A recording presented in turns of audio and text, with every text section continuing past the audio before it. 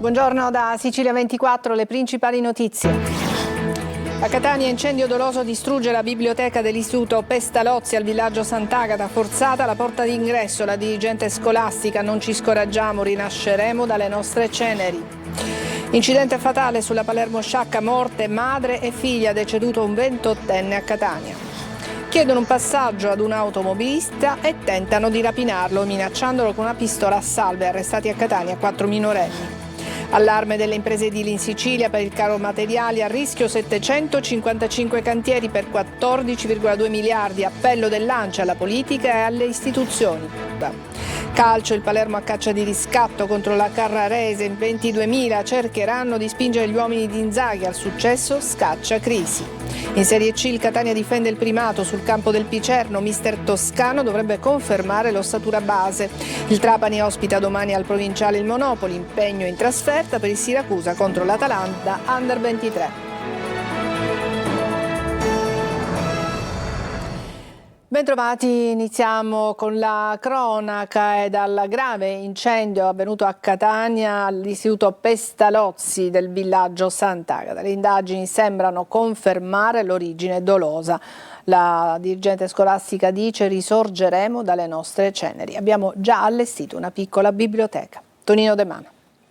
Secondo piano totalmente distrutto, incenerito, libri e arredi scolastici tutti bruciati. Sono ingenti i danni alla biblioteca dell'Istituto Comprensivo Pestalozzi al villaggio Sant'Agata di Catania. Miracolosamente intatto il murale dedicato alla piccola Alessia, ex alunna, scomparsa prematuramente qualche anno fa.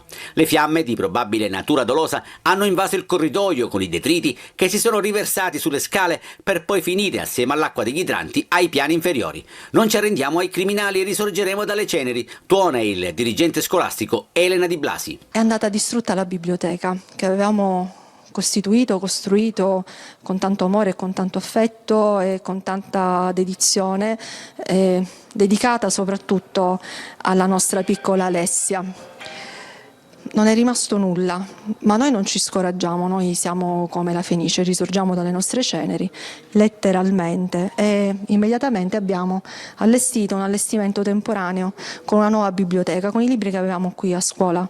I primi ad arrivare sono stati i poliziotti dell'Ufficio Prevenzione Generale e Soccorso Pubblico, che hanno tentato di domare le fiamme con gli estintori della scuola. In pochi minuti sono intervenuti anche i vigili del fuoco, che sono riusciti a spegnere le fiamme. La Procura di Catania ha aperto un fascicolo. I rilievi della polizia scientifica non lascerebbero dubbi sulla natura dolosa. Da ogni parte attestati di solidarietà sono arrivati ad una scuola da sempre impegnata con i più piccoli.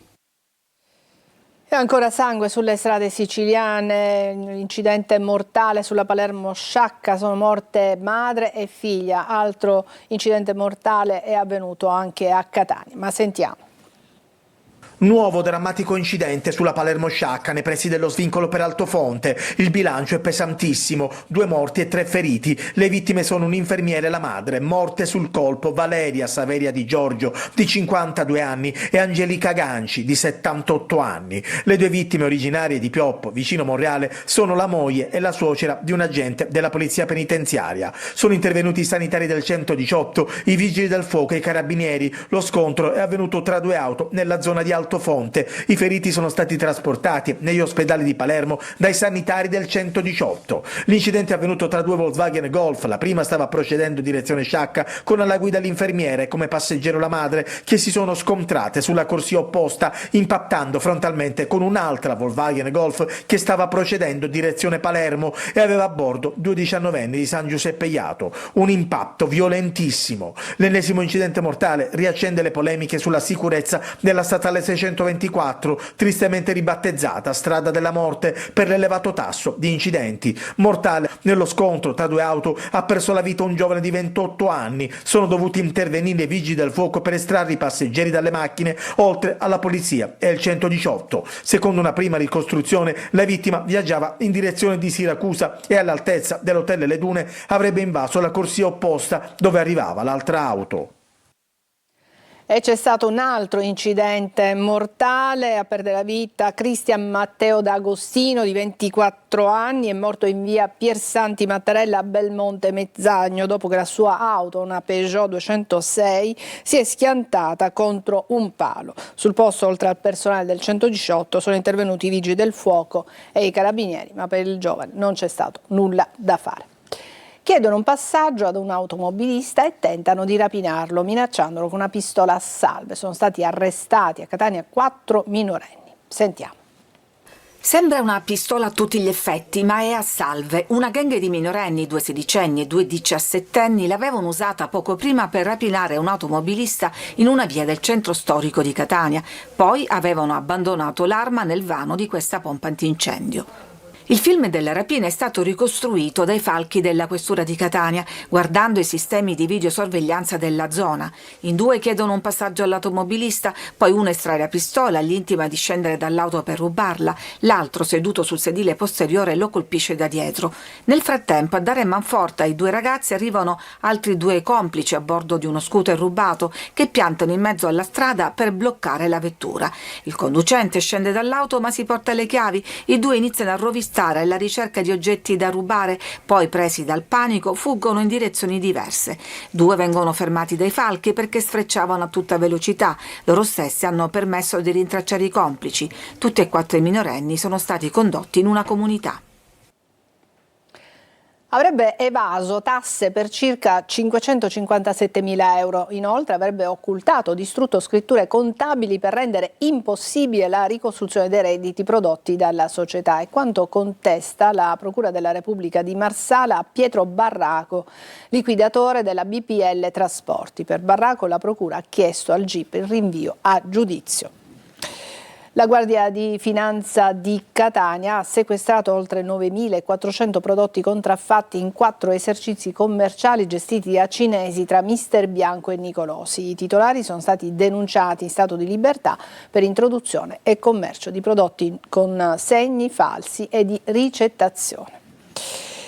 Allarme delle imprese edili in Sicilia a causa del caro materiale. A rischio 755 cantieri per 14,2 miliardi, un'emergenza nazionale che vede l'isola prima in Italia con il 15% per importi dei lavori non coperti.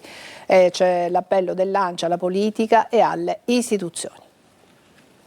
In Sicilia a rischio 755 cantieri edili per 14,2 miliardi di euro. L'Associazione Nazionale dei Costruttori Edili lancia un allarme e chiede aiuto alle istituzioni. Si tratta di appalti che non hanno la possibilità di adeguamento prezzi e che quindi rischiano di subire rallentamenti o interruzioni. Le cause principali sono i pesanti ritardi nei pagamenti dei ristori per il caro materiale degli anni precedenti e la mancanza di stanziamenti per coprire il fabbisogno di tutto il 2025 e per il 2026. Siamo veramente preoccupati perché questo è vitale per la prosecuzione dei nostri cantieri. Le imprese sono in sofferenza naturalmente perché avanzano ancora il pregresso e quindi per riuscire a continuare e completare i lavori, tanti di questi lavori sono il PNRR, necessita di una proroga della misura e di un reperimento delle risorse per quanto riguarda il vecchio. Secondo i dati Istat, i prezzi di realizzazione delle opere sono aumentati del 30% rispetto alle previsioni di gara, trainati dai rincari dei principali materiali da costruzione che rimangono su livelli molto elevati rispetto al periodo pre-Covid. L'acciaio, ad esempio, è aumentato del 30%, il bitume del 49%, il rame del 65%. Il nostro è un appello accorato alla politica affinché si possa trovare possono trovare ristoro le imprese esecutrici dei lavori e possa trovare una proroga alla misura per gli anni a venire, soprattutto per il 2026 e il 2027. La Sicilia è maglia nera nazionale, da sola rappresenta il 15% degli importi dei lavori non coperti, precede addirittura la Lombardia che pesa per il 13%. È stato acceso ieri sera a Catania l'albero di Natale in Piazza Università. Un'alunna dell'Istituto Comprensivo Mario Rapisardi ha acceso le luminarie e poi, assieme agli altri compagnetti, ha intonato i canti di Natale. All'inaugurazione c'era l'arcivescovo Luigi Renna, il questore Bellassai, il prefetto Signorello e il sindaco Enrico Trantino.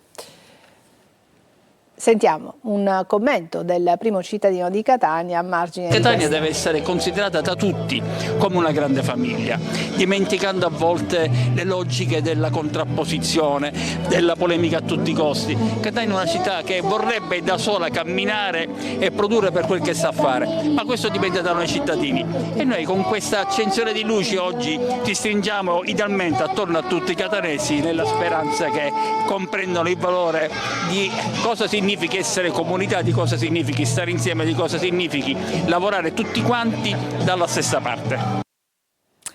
Adesso una breve pausa, ci vediamo tra poco.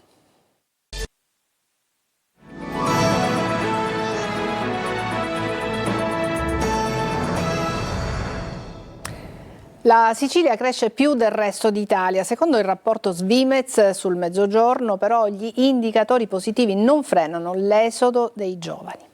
Sentiamo. La Sicilia cresce, ma i giovani continuano ad andare via. È il quadro che emerge dal rapporto Svimez su economia e società nel Mezzogiorno, che si intitola Libertà di partire, diritto di restare.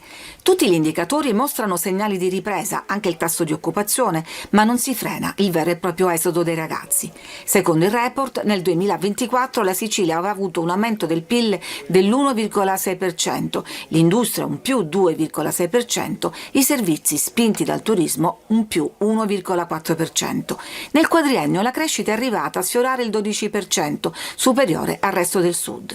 Cresce l'occupazione che però rimane precaria, con un tasso del 20% di contratti a termine rispetto alla media dell'Unione Europea che sfiora il 13%. Questi aumenti fanno però i conti con la perdita del potere di acquisto dei salari. Il risultato è che in Sicilia quasi il 41% delle famiglie è a rischio povertà. Negli ultimi 4 anni dalla Sicilia sono partiti 44.000 giovani tra i 25 e i 34 anni, sottraendo alle università siciliane ben 132 miliardi di investimento che sono finiti nelle casse degli atenei del nord. Dove puntare allora per migliorare l'economia e rendere la Sicilia attraente per i giovani? Svimez indica, oltre al tradizionale agribusiness, l'elettronica, l'informatica e le energie rinnovabili. E adesso a Catania per raccontarvi le contraddizioni del quartiere di Librino, dove è stato inaugurato uno spazio per i giovani talenti, così si chiama Piazza dell'Elefante, scelta per l'evento, che però si è risvegliata trasformata in una discarica abusiva. Vediamo.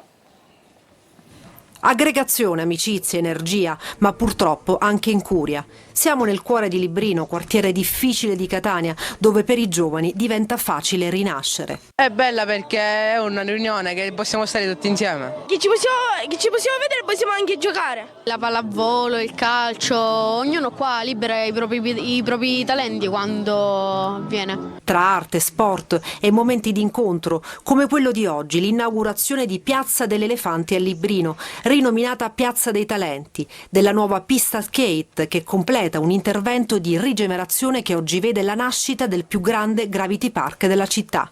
Questo progetto mira al rendere protagonista l'adolescente. Stand sportivi, artistici, formativi, dove i ragazzi hanno un'importante possibilità, guardare al futuro con ottimismo. La cosa che ti piace di più?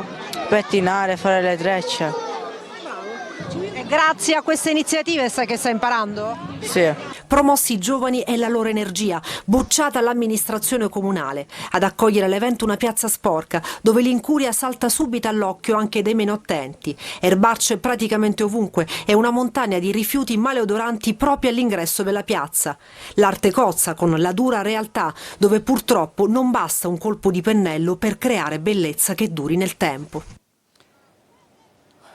E per quanto riguarda la raccolta dei rifiuti, il comune di Marsala è stato premiato per la differenziata. Quasi 300.000 euro sono stati assegnati dall'assessore regionale all'energia al comune di Marsala, in provincia di Trapani, per l'alta percentuale di raccolta differenziata dei rifiuti, che sfiora il 78% nel corso del 2024. Ficarra e Picone tornano ad accompagnare il Natale degli italiani e lo fanno con una commedia fantasy che però prende spunto dalla realtà. La miniserie è in uscita il 5 dicembre su Netflix e infatti si chiama Sicilia Express, come il treno promozionale che la regione siciliana attiva a Natale, ma ad unire l'Italia per Ficarra e Picone non è il ponte sullo stretto, ma un cassonetto della spazzatura. Vediamo. Veramente su quanto costa una tratta aerea se parti con l'aereo, anche perché del treno proprio non se ne parla, perché i treni insomma, hanno tempi biblici e quindi quando vi parlano dell'alta velocità da noi non c'è. Noi siamo quelli del pian terreno che pagano l'ascensore, questo sappiate. Nel loro Sicilia Express non è un ponte ad unire l'Italia, ma un cassonetto magico. Noi siccome spesse volte ci fermiamo a guardare i cassonetti con ammirazione, perché stanno scomparendo i cassonetti, cioè il fatto della differenziata, queste cose. Noi guardando un cassonetto un giorno abbiamo detto: ma quanto sarebbe bello infilarsi in questo cassonetto e spuntare a Milano. Questi cassonetti magici che uniscono l'Italia sono l'idea per poi parlare di questa differenza di velocità che ci sono tra queste due Italie. Non c'è differenza tra un milanese e un siciliano, ma c'è differenza nelle strutture, nelle opportunità, e quindi questo genera sicuramente comicità. Il duo comico siciliano torna su Netflix dal 5 dicembre. Nel cast, fra gli altri, anche Barbara Tabita e Katia Follesa, Max Tortora e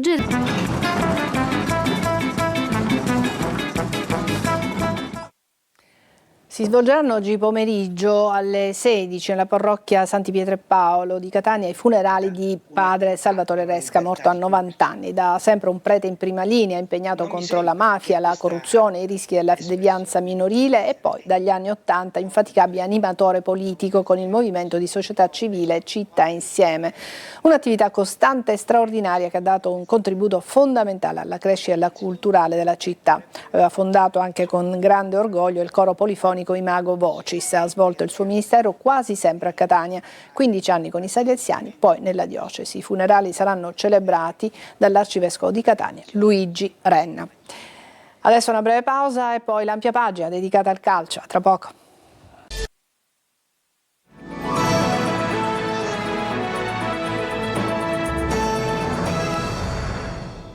Eccoci al calcio, il Palermo scenderà in campo oggi alle 19:30 contro la Carrarese, imperativo vincere per i rosanero che devono recuperare punti verso le prime in classifica.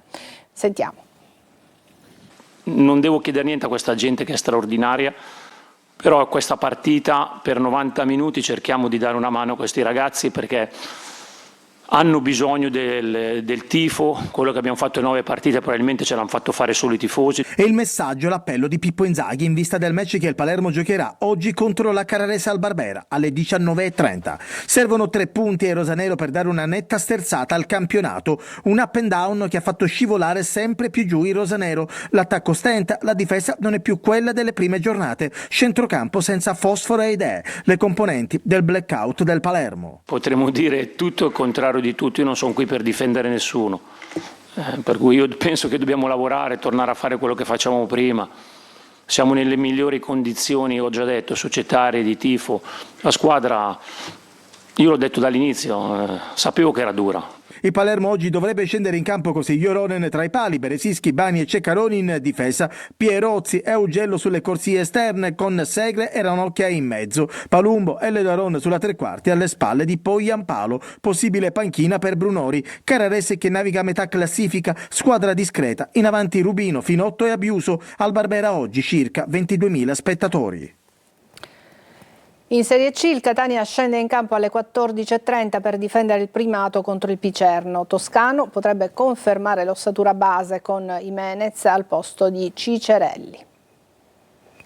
Al non siamo stupidi di Mimmo Toscano al sapremo reagire di Grella. Il Catania post infortunio Cicerelli riparte da Picerno e da prima della classe, seppur in coabitazione con la Salernitana. Contro Lucani servirà la partita perfetta al cospetto di un avversario impelagato nella lotta per non retrocedere, ma che certamente venderà cara la pelle. Per informazioni chiedere al Monopoli. Partita insidiosa per tanti motivi, con il Catania che dovrà evitare gli errori di Cerignola, Casarano e Cosenza. Mimmo Toscano lo ha ripetuto più volte in conferenza conferenza stampa e durante gli allenamenti, e al Donato Curcio il Catania dovrà dimostrare di avere imparato la lezione. Il resto lo farà il campo. 20 convocati e lunga, come al solito, la lista degli infortunati, out per vari motivi: Gherardi, Cicerelli, Aloi, Martic, Chilafi, Pieraccini e Raimo. Dalla squalifica rientra Quaini, la cui duttilità potrebbe tornare utile alla causa rossazzurra. Catania che potrebbe partire con l'11 che ha concluso la vittoriosa gara contro il Latina, ovvero con Gimenez al posto di Cicerelli e Lunetta alle spalle di Forte in difesa. Si va verso la conferma di Allegretto. Nonostante le assenze, sono diverse le soluzioni per Toscano, che può contare anche su D'Ausilio, Stoppa, Rolfini e naturalmente Caturano, quest'ultimo ancora alla ricerca del primo gol in maglia rossazzurra. E alle 14 scatta diretta stadio con 3 ore live per seguire la partita, il pre e il post di Picerno Catania. Calcio d'inizio alle 14:30, dirige Valerio Pezzopane di L'Aquila. Il Trapani ospiterà domani al Provinciale il Monopoli. Impegno in trasferta invece per il Siracusa contro l'Atalanta Under 23.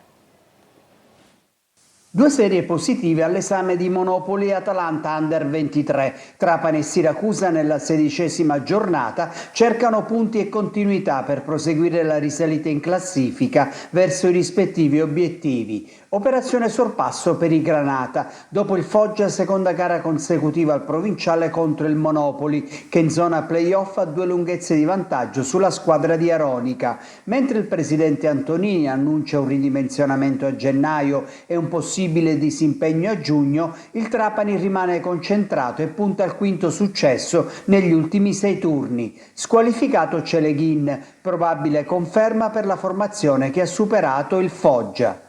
In serie utile da 3 settimane, e questa è una novità assoluta, il Siracusa, che al comunale di Caravaggio contro l'Atalanta Under 23 porta l'entusiasmo e l'autostima di chi ha conquistato 7 punti contro Latina, Picerno e Altamura, di fronte a 2 squadre simili, giovani sbarazzine alla continua ricerca di gol ed emozioni. Il Siracusa attacca la zona salvezza dopo aver lasciato l'ultimo posto. L'Atalanta ha ambizioni diverse, ma paga errori e distrazioni, soprattutto nella prima parte. Più conferme che novità nella formazione di Turati, con Valente recuperato. E chiudiamo con il calcio a 5, vittoria e primato per la Meta Catania che si impone per 5-2 sul campo del Napoli Futsal. La squadra di Ionra reagisce all'espulsione di Turmena ed ottiene un prezioso successo al Pala Vesuvio. Era l'ultima notizia, ci fermiamo qui, grazie per l'attenzione e a tutti una buona giornata.